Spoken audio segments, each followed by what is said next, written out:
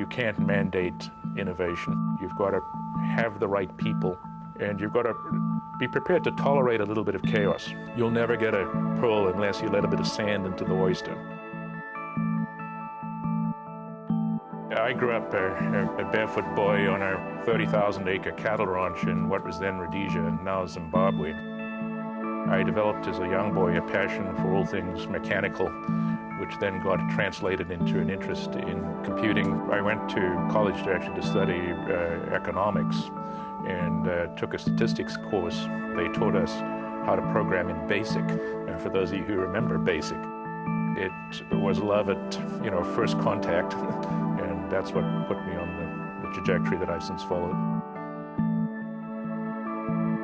Well, I started my working career here in Silicon Valley at Intel, which was very influential on me. That was Intel in its heyday, then it was still run by Andy Grove and Gordon Moore and Les Vadez, and it was a very intellectually challenging and honest environment. There was none of this hierarchy. It was really, how do we get the best out of everybody? And how do we run a meritocracy? And how do we focus on the issues and not on people? To be a good leader, you need self-confidence with a small s and a small c.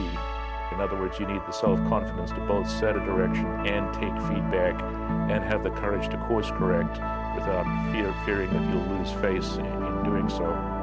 Because it's really the organizations that are able to course correct are the ones that really succeed. We had a history teacher at high school who really encouraged us to not just approach history as a collection of facts, but to approach it as kind of a commentary on the human comedy. It's not the actual events that count, it's what is linking those events together and how do you kind of form a narrative out of them. In many ways, that's very close to what I've been doing for the last 30 years in the computer industry, because being in this industry, you have to be where things are going to be. We're finally seeing the beginning of the end of the PC era. People no longer think of how they consume and share information in the context of a document. They think of it in different metaphors, in terms of threads of email, in terms of interactions on a Facebook wall, etc. We're going to move from a world that was very device-centric to a world where we're going to be characterized by a body of digital information that lives the entire duration of our lives. And that can't belong to any one device.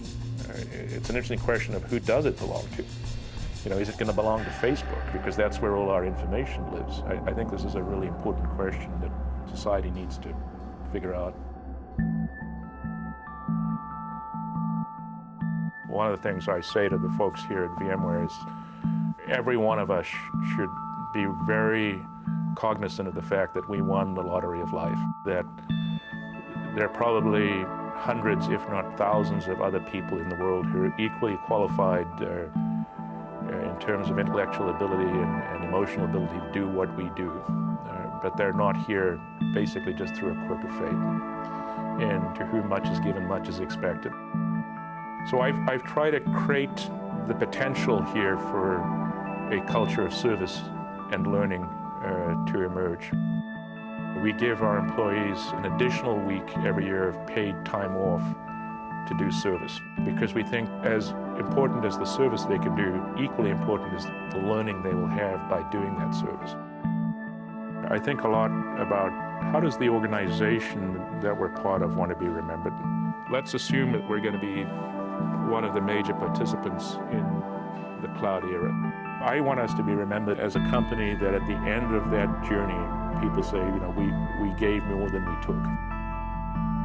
And it isn't the result of big initiatives, it's the result of what we do every day.